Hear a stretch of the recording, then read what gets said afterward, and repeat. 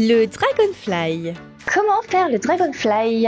Une figure qui semble facile, mais qui ne l'est pas. La figure Dragonfly en pole dance est aussi appelée tie hold inversée. Dans le livre Pole Bible de Spin City, au lieu d'utiliser le mot Dragonfly, ils utilisent tie hold bent leg ou tie hold cross leg quand les jambes sont croisées, et sinon en jambes tendues, c'est tie hold straight leg. Donc le Dragonfly est une figure qu'on apprend généralement rapidement. Pourtant, moi j'ai eu des difficultés à la maîtriser. J'ai mis au moins 2 ans pour y arriver, et c'est pourquoi je vais en parler dans ce tutoriel de pole dance. Je vais vous en parler en 3 étapes. Dans une première partie, je vais vous parler comment faire le Dragonfly ou tie hold inversé en 5 étapes. Dans une seconde partie, je vais vous parler des contraintes et comment y remédier. Et enfin, en troisième partie, je vais vous montrer les différentes façons de faire le Dragonfly. Allez, c'est parti. Partie 1. Faire le Dragonfly en 5 étapes. Il y a plusieurs solutions pour commencer le Dragonfly. Quand 1. La première chose que je fais, soit je fais la figure Gemini ou Viva avant de commencer le Dragonfly. Peut-être que je préfère le Viva parce que je prends le temps de bien replacer ma jambe et de bien la crocheter.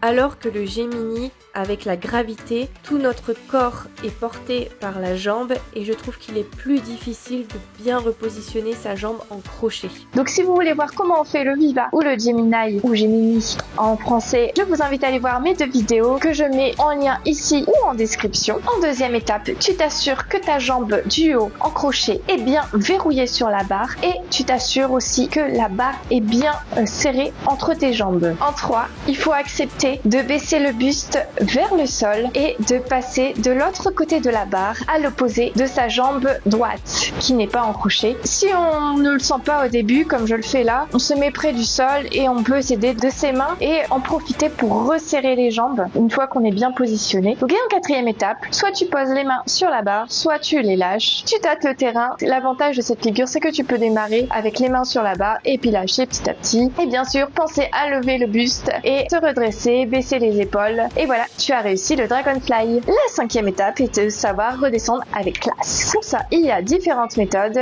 je vous les présente pour redescendre proprement. Donc, soit tu raccroches la main pour revenir en Viva 1, soit tu reviens en Gemini. Je trouve personnellement que c'est plus difficile parce qu'il faut faire le chemin inverse. Pour faire le chemin inverse, je cale d'abord mon aisselle dans la barre et ensuite ma jambe tendue devant, je la replace derrière pour repasser en Gemini. Soit on fait le dismount belly slide, pas forcément agréable pour l'intérieur des cuisses. On peut aussi descendre en handstand. Et là, je me suis démonté le pied. Ne faites pas comme moi, faites ça où il y a de la place.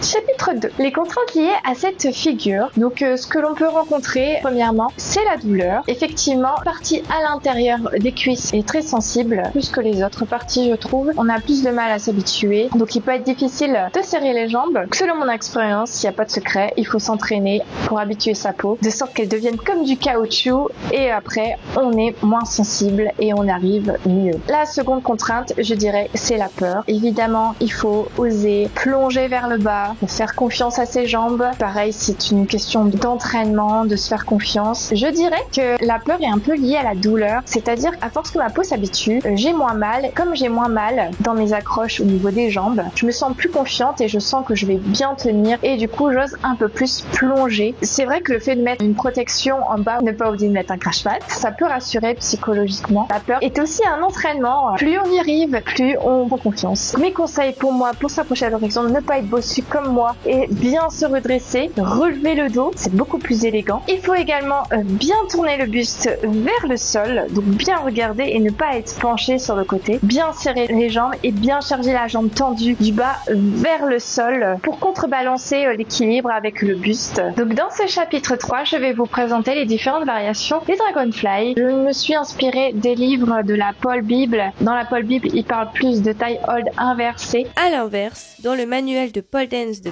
Elodie Padovani, on parle plutôt de Dragonfly. Et lorsque la jambe est tendue, par contre, là, on parle de taille hold. Je vous mets des liens en description. Les variations du Dragonfly. Il y a la jambe en crochet avec la jambe tendue, avec les mains sur la pole. Il y a cette version également sans les mains. On a ensuite le pied du bas sur le genou du haut avec les mains. On a le pied du bas sur le genou sans les mains. On a aussi la version avec les jambes croisées avec les mains sur la pole. On a le Dragonfly avec les jambes croisées sans les mains. On appelle ça taille hold inversée. Donc cette fois-ci, la jambe n'est pas en crochet, la jambe est tendue. Ça, elle est beaucoup plus difficile parce que je trouve qu'en crochet, on a un peu la croche du haut. Là, on a vraiment un appui en jambe tendue. Conclusion.